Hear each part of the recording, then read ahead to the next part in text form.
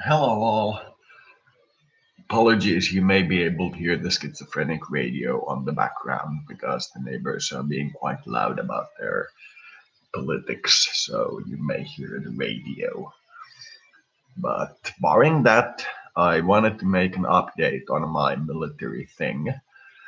When I was campaigning for parliament, I'm not doing this military update just because, but when I was campaigning for parliament, I had a very specific military stance. I recommended a kind of true posture. I had laid it all out.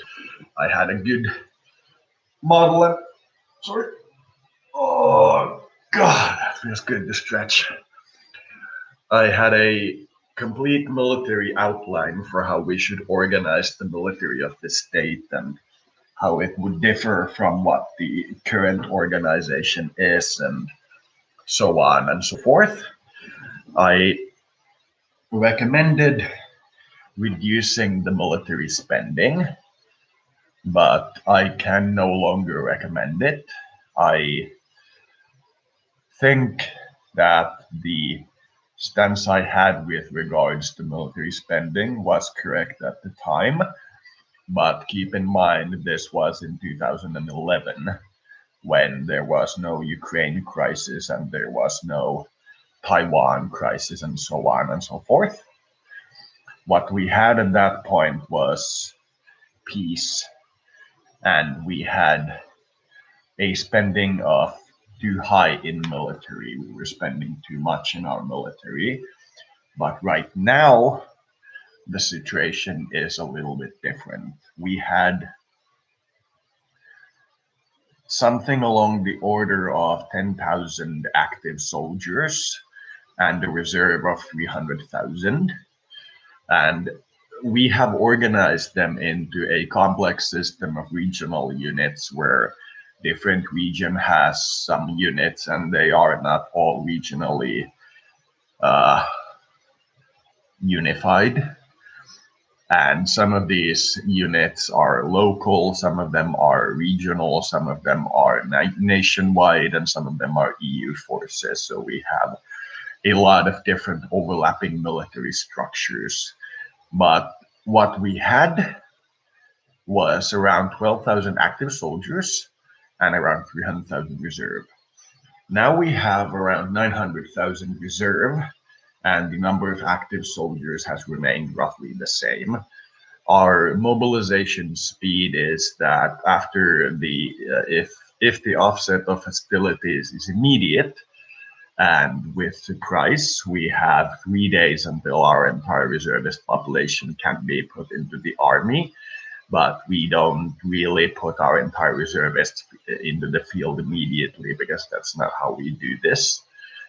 What we do is have a system where we can put around one third of the reservists in waiting into the army, into the field, and the rest remain in reserve and manpower pool because we don't have enough weapons to arm the entire population. So the idea is that we use the weapons that are left over from the soldiers that die in the field, which is kind of stupid because soldiers in the field actually break their guns and shit. So you would actually need a reserve production to keep the 300,000 in the field. But I understand the politics of thinking that you're going to be able to buy weapons during war, but that's not the way it works. Now, I had a system where I would split Finland into four provinces. The trainer type soldiers, these are active frontline soldiers. And each brigade would be formed into the core of a division if the mobilization goes through. And that division, if we actually mobilize the 900,000, would form the core, army core of the uh, field formation, so that each 3,000 soldier unit would first become the leading brigade of around 13,000 soldiers, where each would have four brigades. And then if they continue to expand the scope of the operation, then the divisions would be the leading division of a formation of 150,000 each, so that the professional soldiers would always be considered the spearhead of the unit, and the reservists would always be in a secondary role where they are, while in the field, still subservient to the professional group. And my idea was that each of these brigades is split into 4 battalions, and 3 of these battalions are universal, so that each brigade has the same 3 battalions plus one that is regionally specific. So that, for example, the Helsinki to Turku district would have a Coast Guard battalion, which during crisis in a single day can be upgraded into a Coast Guard brigade, and even if need be, from that into a Coast Guard division, and so on. But 3 of these battalions would be universal. That's because we don't really want a haphazard militia style where there is a massive amount of different units. So we would have in Lapland, we would have the international battalion. On the right side of the Russian border, we would have the border guard battalion. In the coastline, we would have the Coast Guard battalion. And in the center and the very top of the Gulf of Bothnia, and I think it's actually the other, it's not Gulf of Bothnia, to the Swedish coastline, we would have something like Jaeger division, Jaeger brigade. Now, I was of the opinion that 4 active brigades would be enough because it would deter any attacker for a day during which we can mobilize, but I no longer believe that. I believe that under the current situation, comparing the sizes of the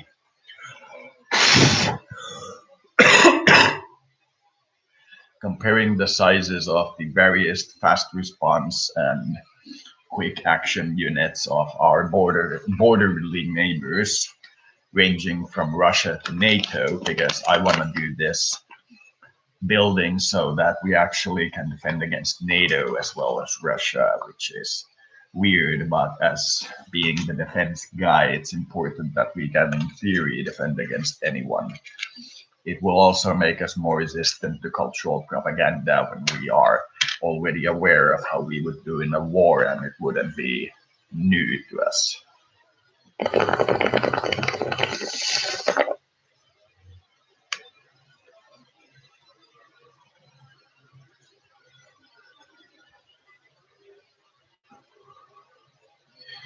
So instead of 4 brigades in the active service, I might have something along the lines of 7 brigades in active service right now.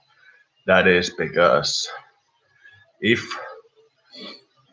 we get into a sudden rapid fight with somebody who has good air cover and good air abilities like Russia, they can in a day drop something along the order of 60,000 soldiers in Finland in a day.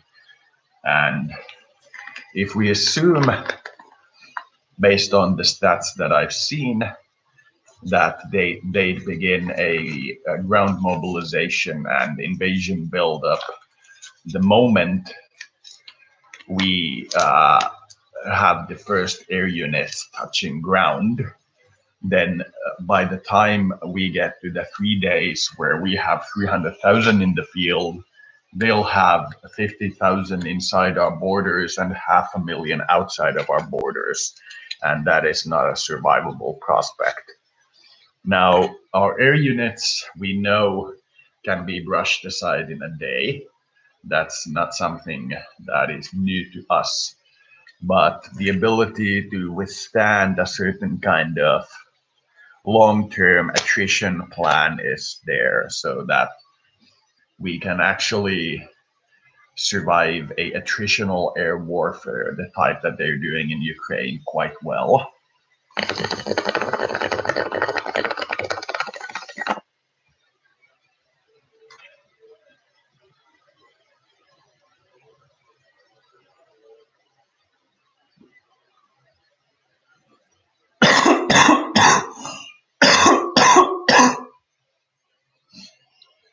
But if they go to a sudden all-out invasion, then before the West can respond, our Air Force would be dismantled and their air superiority network would allow them to airdrop troops inside our territory quite efficiently. They wouldn't be able to use the air support for ground superiority because taking out an entire ground army from the air is slow work. It would take perhaps a month or two, but during the meantime, they would be able to have airdrops wherever they want. So if we, for example, assume that they do an airdrop and the naval superiority in the Ahvenanmaa Turku in the island region in Ahvenanmaa and Turku, they could easily delay the local mobilization long enough to hold regions like Ahvenanmaa. While if they at the same time do an airdrop in the Tornio River Valley, they could very effectively block us from the other Scandinavian countries. And this is before we can mobilize. This is on day one. Now, I believe this came about because Russia expanded its air force capability quite substantially since 2011. So the previous model was geared to the old Cold War remnant Soviet army, whereby their air superiority network isn't good enough to do a good airdrop on a developed Western world. But that is no longer the case. We are now more dealing with an actual modernized army, not the remnants of an army that was modernized 20 years ago. And this somewhat changes the situation. So, with that in mind, the number of reservists, 900,000, is currently, I believe, okay. It is a large enough population that it gives any invader serious pause because it's a very large population pool. It's Iraq, like you'd need several months of US style buildup in a neighboring country before you can take it on. And if that actually happens, the world situation in regard to politics will be so much different that it's not really comparable. If somebody spends months building an army next to us, I can guarantee you will buy a nuclear submarine from one of the other nations and then put it on the ocean and say that we have second strike capability, if that actually happens. But it's not appropriate for us to have a nuclear arsenal at this moment because we're not threatened enough. So we might have a covert one, but we certainly don't have an open one. So the 900,000 reservists number is okay.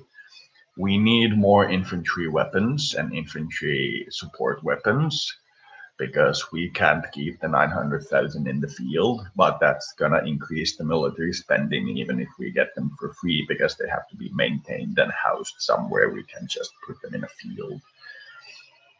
And we also need to look at the other couple of suggestions that I've had that I didn't really want to put into the public field at this point, but I think we ought to do them now. And one is that we send the initial draft notice to women as well, so that they are obligated to do the draft process, but they can refuse it. So it's no longer only if you completely feel voluntary, but that we actually need them to show up at the draft office and then refuse or allow themselves in. That's going to increase the trained population somewhat. And the other thing is that and I know this is not going to go through, but I think it should, is that anybody who is under the age of 65, which is where the reservists age, which is the reservists' last allowed age, should be allowed to rejoin the military at any point in their life for the long-term career option that the military offers, as opposed to, say, being homeless. That would also increase the reservists' numbers somewhat, and it would actually make our army more respectable because it's not just young guys running around. We would have the old and well-to-do people there too, so it's not just the kids dying for the rich. And that is a very important signifier for our military, that we really need to do this so that we can have the understanding that it is everybody fighting for the country, not just young men. I would also recommend raising the number of brigades from 4 to perhaps 7, and that is about the size of it. That would be perhaps 2 active divisions. That would mean perhaps 25,000 active soldiers. That is doable in the current condition with not a massive budgetary increase, but it would be needed, and a budget increase of perhaps 0.5 total. It's not so worrisome, this international situation, that we need to do a crash budget increase, because our military spending was always quite high because we were prepared. We're one of those nations that likes to be prepared for anything coming from the sun or anyone else.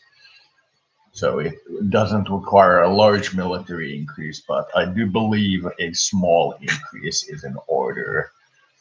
And I would sell it, this sounds rude, but I would sell it to the Russians as the way we're staying out of NATO, and I would sell it to the West as our defense against Russia. Both sides would have a PR stance of why we need to increase our budget.